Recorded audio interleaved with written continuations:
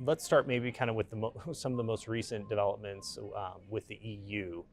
Um, Ukraine is trying to become a member of the EU. It sounds like they have received the support, from my understanding, to become a candidate.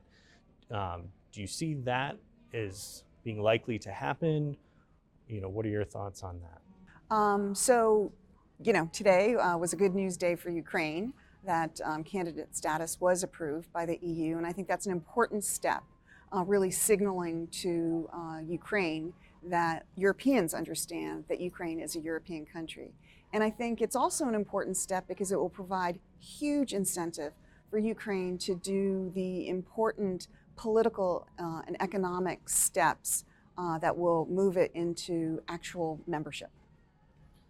Why does Ukraine, why is it seeking the EU membership? And is this kind of sort of the exact opposite of what Russia had wanted? It seems like Russia's operation there has pushed Ukraine farther to the west. Yeah, well, Ukraine has wanted, and the Ukrainian people have wanted EU membership for years. I think that this is, the natural culmination of this. And yeah, Vladimir Putin does not want Ukraine to join the EU because that would increase Ukraine's prosperity and stability. What do you make of kind of the war right now, and especially going on in the eastern part of the country, in like the Donbass region? It seems like the country's still taking quite a lot of losses. Yes. And trying to reclaim any territory they can, and Russia just pushing back with their resources.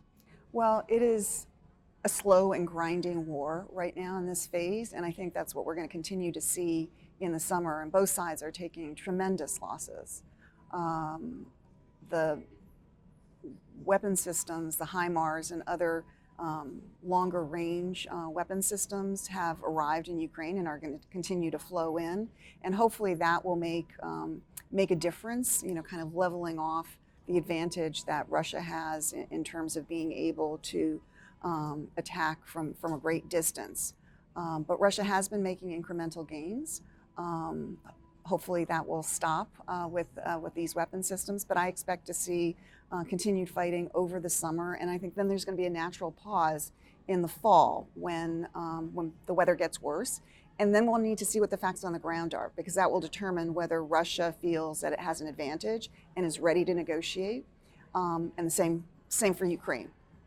And these regions that they're fighting over, have these been in dispute for quite some time, the eastern areas of Ukraine, or has it always been, the international community clearly recognize this as part of Ukraine, but Russia seems to claim that they have some claim to this area?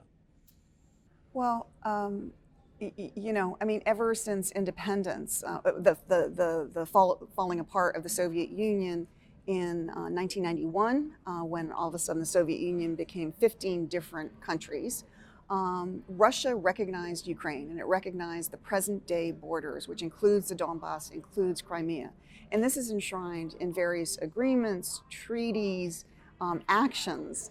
And in 2014, after the Revolution of Dignity that the Ukrainians fought to end corruption in their country, Russia took advantage of that time in what apparently was a long-planned campaign to basically seize Crimea illegally, and then they launched the war in Ukraine's east, the Donbass, in the Donbass, and they've kept that war going on a simmer.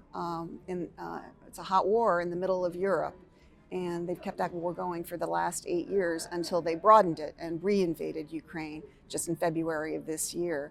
But this is, Ukraine's present-day borders, which includes Donbass, includes Crimea, are internationally recognized and recognized by Russia. And, why do you think Russia might have an interest in this territory? Do you think, is it strategic? Is it an economic, or is it more of a kind of a old Soviet play, politically within Russia to focus the country's attention on something else? Well, I think, last week, I believe it was, when President Putin likened himself to Peter the Great and said that he was returning all of the lands of the Russian Empire back to Russia. You could also say it's part of the Soviet Union. I think that there have been many reasons put out as to why the Russians have launched this illegal war against Ukraine. But I think that is one of the reasons, that they want to expand the Russian Empire to its maximal position over the centuries. I mean, these borders have changed many times. I mean, going right through Western Europe, right?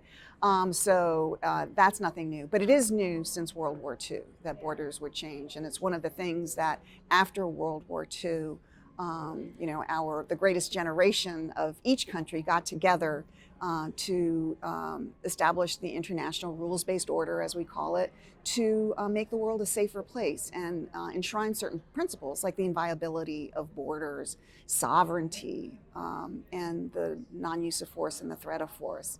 And Russia is violating all of these principles with its illegal war against Ukraine. And what do you make of my understanding? So I'm assuming the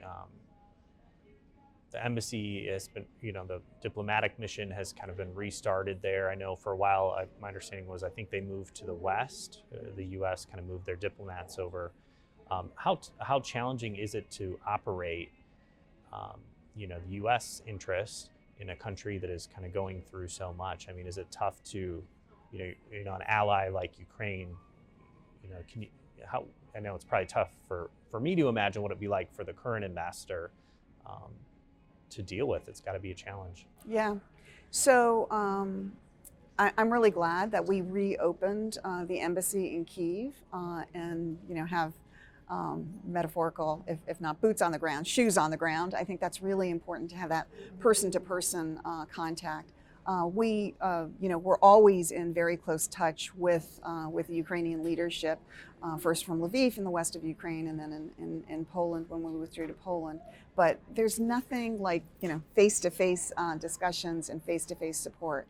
So I'm really glad the embassy is there, because we have a lot of important work, not just for Ukraine, but for our interests. And Bridget Brink, who is the new ambassador there, she's one of our best, and she's going to do a great job. And she's from East Grand Rapids, so she's a local. So just 10-15 minutes from here, we did a little story when she was nominated. Maybe I want to ask you a little bit about her, and it seems like she has decades of experience in that region. I know her very well. I'm a huge fan. We worked together when I was our ambassador to Armenia, and she was at the NSC, and working in the White House, and we worked very closely together on Armenian issues. And then fast forward to 2016, when I went out as ambassador to Ukraine. She was the Deputy Assistant Secretary in charge of policy for Ukraine, and we worked together again very, very closely. So I was thrilled when she was nominated by the President and then approved by the Senate. I think it's important to have an ambassador on the ground doing our important diplomatic work. And it seems like, helping the country still, being an ambassador in a country that's dealing with such a large-scale war now, and it's going to need a rebuilding process, and it's going to need the international community, the U.S. included, to support that. Yes, that is absolutely right. I mean, when the war ends, and hopefully it ends sooner rather than later, and hopefully it ends in a way that is most advantageous to Ukraine. But there will be an enormous rebuilding effort, and there are already groups in Ukraine and in the U.S. and other countries thinking about what that reconstruction looks like and how to affect it in the most constructive way possible, so that this time it is the new Ukraine that the Ukrainian people have been fighting for since independence, rather than just recreating the old industries and the old habits that were not always so positive. Do you think there's a lot of talk of is the U.S. doing enough? Is Europe doing enough? We have the ban on Russian oil, but Europe has been talking about banning, or I guess they banned some and some haven't, and they're still using gas from Russia. What more do you think the international community, the U.S. and our allies could be doing to help? I mean, I know it's a very tough situation given the dynamics of everything. Yeah. So I think we're all the countries, especially the United States, are doing a lot, and we need to be doing more. And so the first thing I'll say is that the most critical thing right now is to keep on sending weapons, because sending weapons in 6 months perhaps may not make a difference. Sending them right now, getting them on the ground right now, it will make a difference. And so, to Germany, I would say, you promised weapon systems 4 months ago, send them. And I think other countries can do a lot more as well, even though countries are doing far more than I think anybody would have anticipated on February 22nd before the war broke out. But between the valiance of the Ukrainian fighters and the Ukrainian people and the atrocities that Russia is committing, I think all of us want to step up, and I think we should. And the reason I think we should is it's the right thing to do for Ukraine. I mean, this should not stand just as a matter of justice for the Ukrainian people. But more broadly, the stakes are really high here. This is a war against Europe. I mean, Putin has told us that he has broader aims. And it is a war against the international rules-based system that people like Senator Vandenberg established back after World War II. And if Putin's way of the world, which is might makes right, I get to grab countries and invade them if I want to, and if you're littler than me, you just need to put up or shut up. If that's the way we conduct international relations in the future, that makes for a less secure, less prosperous, imagine what that would do to supply chains, and less free world for all of us, including American citizens.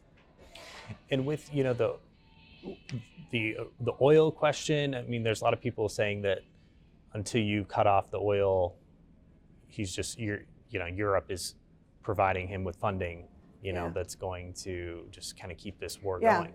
No question. I think they're doing a good job of, trying to set time limits on, how much longer they're going to be importing. It's tough because they're not energy sufficient in the same way that self-sufficient in the same way that the United States is.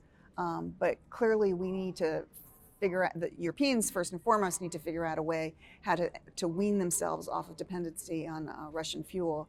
And we need to do everything we can to help the Europeans get there.